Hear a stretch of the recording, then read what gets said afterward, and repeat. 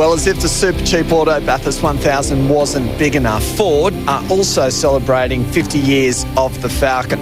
Dick Johnson, Alan Moffat, Goss, Bauer, names synonymous with the brands over a long period of time. And Mount Panorama has been the home of some of the Falcon's greatest milestones, winning the race 18 times.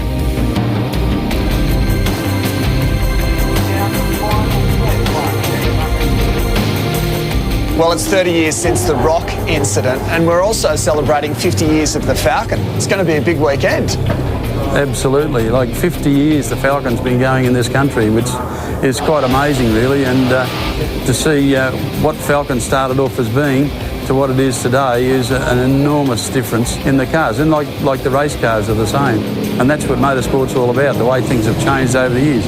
But the EB that we won Bathurst with in 1994, what a fabulous car. Oh, mate, what a race. It's an iconic brand that's been a huge part of the Australian culture for the last 50 years. And to sort of come into a market like Australia and to sort of end up with two iconic brands, I think is pretty special. And Ford being one of them, I think is, to me, something real special. John, you won here with Kevin Bartlett in 1974. How much of an achievement is it to win this race? Well, I think it was, certainly when I look back, it seemed a terrific achievement on the day, and it was an enormous undertaking for Kevin because he came back from a shocking accident in Pukekohe in New Zealand, and he came to practice on two crutches. I worked for years to achieve it. We all hoped that we could win a Bathurst. To win my first Bathurst in October 74 was really something pretty special.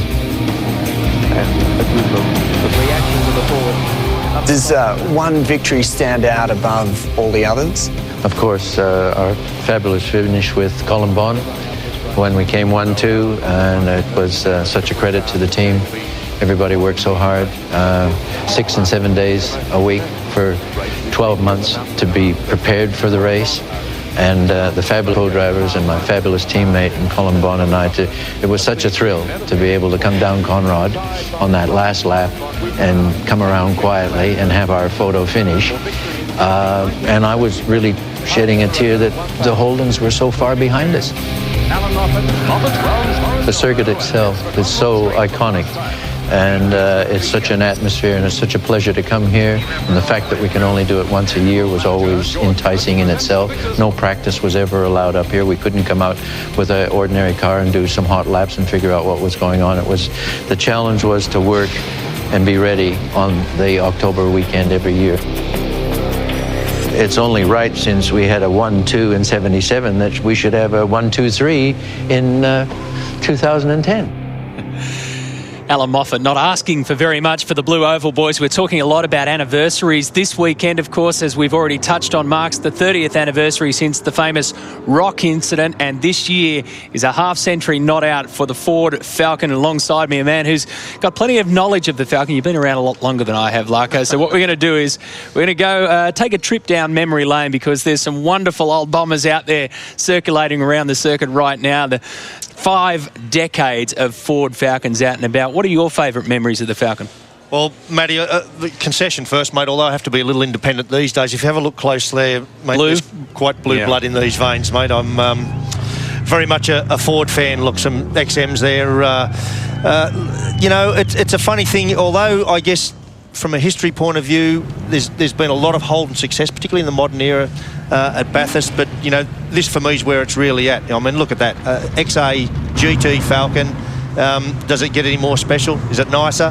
Mate, I was looking at the vision there before of the early GTs going around, and they just belong, mate. They just are so much a part of the culture of this joint. Well, you go back to 1963 when we started the Bathurst 1000, effectively back then the 500, and Harry Firth and Bob Jane won it in a Ford Cortina. In fact, Cortinas took out the first 3 years of this race. You go to 1967 for the first Falcon victory, the XR GT with Harry Firth and Fred Gibson. The history of the Falcon is synonymous with the mountain, really. Well, the XR's really kicked off the GT thing, but I guess the iconic GTs here at this place are the XWs, the XYs. They were the GT HOs, and They're pretty special. There's some great yarns about these. Freddie Gibson talks about one where they have a centre console in them, and they'd actually carry their sandwich and their orange in there and break into it during the course of the day.